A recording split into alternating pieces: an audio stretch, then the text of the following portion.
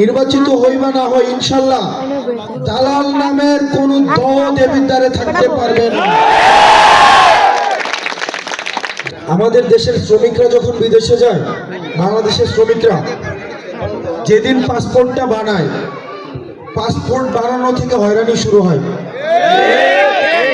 পাসপোর্টের ছবি তোলা থেকে জমা দেওয়া থেকে শুরু করে দালালের খপ্পরে পড়ে, তারপর হচ্ছে ভিসায় দালাল, এয়ারপোর্টে দালাল, বিদেশে যাওয়ার পরে দালাল, কামের সময় বেতন তোলার সময় দালাল, আকামার সময় দালাল, সব জায়গায় দালাল আছে না? বেতন দিবে বলে ৫০,০০০, গিয়ে দেখে মাজরা বিষয় বেতন হচ্ছে ২০,০০০ টাকা, কাটসাট করে বাইক পাঠানো যায় ১৩,০০০ টাকা।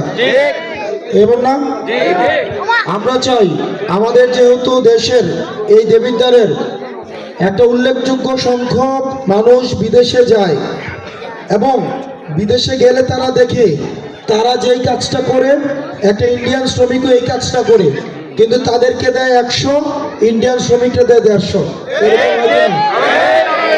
এই মিশা কথা কইছি। আবার তারা এয়ারপোর্টে গিয়ে তাদেরকে হয়রানি করা হয় না? আবার দেখা যায় তারা বিদেশে গিয়ে প্রথমে যে ঝামেলাটা পড়ে সেটা হচ্ছে তারা বেশিরভাগ দুবাই, ওমান, কাতার, বাহরাইন, সৌদি আরব, কোরিয়া, জাপান, মালয়েশিয়া এই দেশগুলোতে যায়, তাই না? গিয়া ৬ মাস ১ বছর লাগে ভাষাটাই শিখতে, তাই না? এই ভাষা না শিক্ষার কারণে অনেক সময় চাকরি পায় না, বেতন পায় না, ওইখানের কফিলরা আকামা দেয় না এবং হচ্ছে কি বেতন দেয় কম, ঠিক কিনা? সেজন্য আমরা দেবিদ্বারে ২টা প্রতিষ্ঠান বানাবো। কয়টা? দুইটা প্রতিষ্ঠান বানাবো। একটা প্রতিষ্ঠান, যেই প্রতিষ্ঠানে যে দেশে যাইতে চায় সেই দেশের ভাষা শিখাবে, অ্যারাবিক শিখাবে, কোরিয়ান শিখাবে, জাপানিজ শিখাবে, চাইনিজ শিখাবে, যাতে করে ভাষাটা শিখে সে যেন কি করতে পারে, বিদেশে যেতে পারে। ২ নম্বর বিষয়, আমি আপনাদেরকে কথা দিচ্ছি, আমরা নির্বাচিত হইবা না হয় ইনশাল্লাহ দালাল নামের কোন দল দেবিদ্বারে থাকতে পারবে না।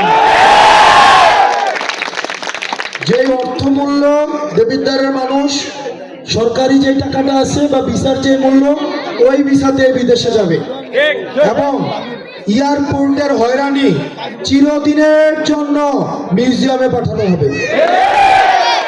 যারা শ্রমিকরা বিদেশে যাবে এয়ারপোর্ট, এটা আমাদের জাতীয় নাগরিক পার্টির পলিসি, এটা আলাদা করে দেবিদ্বারের নাম।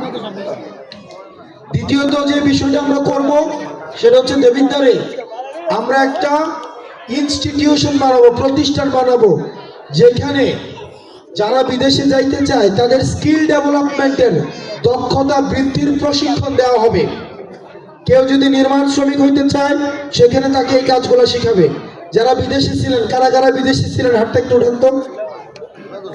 আচ্ছা, আপনারা অনেকে বিদেশে ছিলেন, যখন বিদেশ থেকে বিদেশে যখন গেছেন, ইন্ডিয়ান একটা শ্রমিকরা বেশি টাকা দেয় না? পাকিস্তানে একটা শ্রমিকরা বেশি টাকা দেয় না? দেয় কিনা? কারণ তারা কাজ শিখে বিদেশে যায়। আর আপনারা এখানে দেখা যায় কাজ না শিখে বিদেশে যায়, ওখানে একটা যে কোনো মাজরা বিষয় লাগায়, বিভিন্ন জায়গায় কাজ শিখে, যার কারণে তাদেরকে কি করা হয়, কম টাকা দেওয়া হয়, তাই না? সেজন্য আমরা যে কাজটা করব সেটা হচ্ছে আমরা আপনাদেরকে দেবিদ্বারে একটা প্রতিষ্ঠান বানাবো, যেখানে বিভিন্ন কারিগরি প্রশিক্ষণমূলক কাজ থাকবে, যাতে করে প্রশিক্ষণ নিয়ে তারা বিদেশে যেন যাইতে পারে যথাযথভাবে।